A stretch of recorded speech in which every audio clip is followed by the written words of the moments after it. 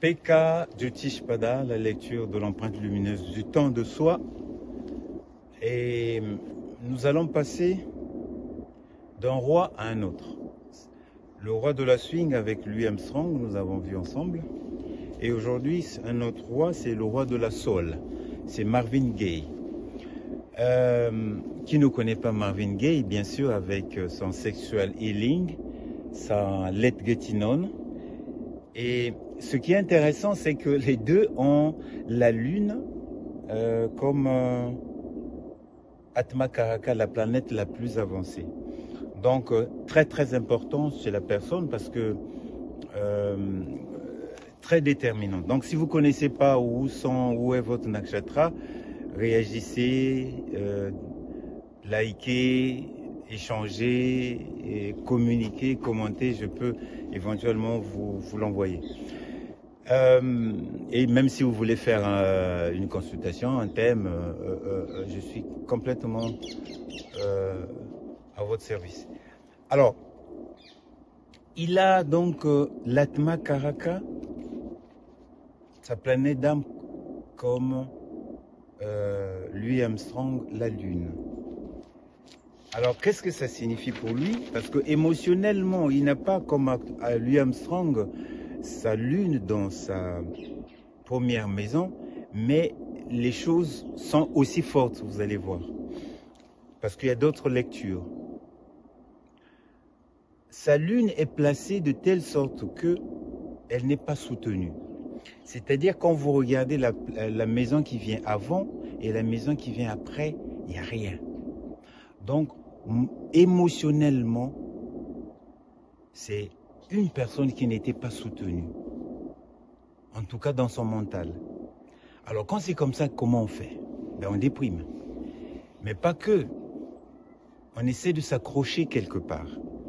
Et lui s'est accroché à quoi? Et Ketu, cet indicateur donc du passé, imaginez, c'est une queue. C'est une queue, la queue du serpent en fait, qui ne veut pas vivre, qui veut pas, enfin qui est là. Mais son Ketu est en Bharani. Alors quand on a Ketu en Bharani,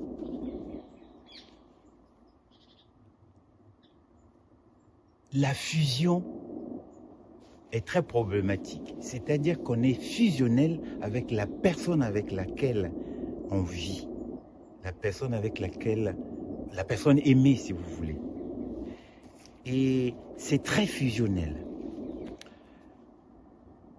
Quand vous écoutez ces deux femmes qui ont compté dans sa vie, elles vont vous raconter la fusion donc qui entraîne la jalousie, qui entraîne pas mal de choses, était très très présente chez Marvin Gaye. Parce que sa lune n'était pas soutenue. Quand on a une lune comme ça, la fusion, la relation avec la mère, elle est très fusionnelle aussi. Ça, c'est la marque de Bharani. Alors, il vient faire quoi ici? Il vient chercher quoi, Marvin Gaye, dans ce monde? Rahu, donc cet indicateur qui nous donne ce qui doit nous aider à sortir de cette vie. Rahu en Swati. Alors on a vu que Swati, c'était la problématique de Swati, en tout cas du nakshatra Swati, c'était que ce que je pense et ce que j'ai dans le cœur, il doit y avoir une relation.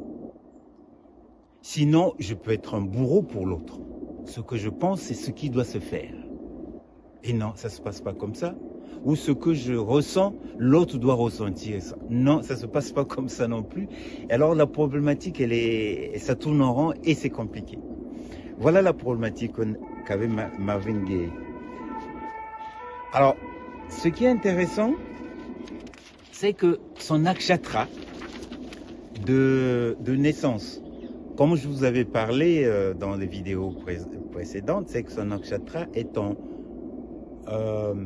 Purnavasu. Purnavasu, c'est l'amour recyclable. On peut recycler tout ça. La nature nous donne cette possibilité. Et la nature lui avait donné cette possibilité-là parce que la lune, son nakshatra de naissance, c'était Purnavasu. C'est pour venir recycler cet amour-là.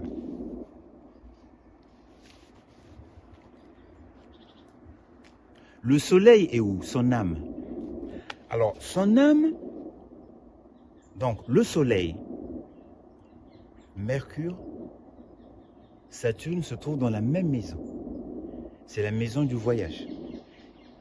Son âme se trouve dans la maison du voyage. On voyage vers quelque chose que l'on croit ou on pense. On pense qu'en Italie c'est bien ou en Australie c'est bien, je vais aller là-bas. C'est la maison également du gourou. C'est la maison de l'éducateur et tout. Et ces trois planètes se trouvent en Revati. Alors Revati, c'est une planète, belle planète, un beau nakshatra très auspicieux. C'est-à-dire, c'est imaginer un berger qui donne à manger à tous ses brebis. C'est ce que Marvin Gaye a fait pour nous, parce qu'en fait, Marvin Gaye, donc là on est dans la maison 3, il est venu, il nous a donné la musique, le soul, cette voix, cette puissance dans le chant, ce truc que il n'y avait que lui qui avait ça. Il nous a donné ça. Mais dans cette maison-là, neuve, là, où elle se trouve le soleil, son âme en tout cas était un peu coincée avec son père qui était... Revati, c'est aussi ça, c'est tout ce qui est religion, tout ce qui est... Son père était pasteur. Et ça s'est mal passé avec son père jusqu'à... Ça a été conflictuel jusqu'à la mort. Alors, dans cette maison de la musique, du chant, de ce qu'il nous a donné, donc il y a quelque chose de très très intéressant, c'est la relation à l'autre. Il était ouvert à la relation de l'autre, il savait que l'autre pouvait faire quelque chose parce qu'il déprimait. Et il est venu chercher des solutions. Il est venu même jusqu'en Belgique pour chercher des solutions parce qu'il avait compris la problématique qu'il avait.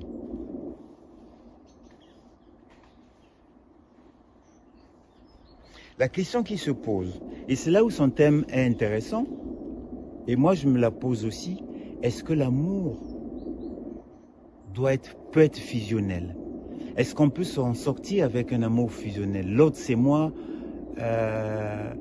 c'est l'autre. Est-ce que ça marche comme ça? Est-ce que en amour, on doit s'individualiser ou pas?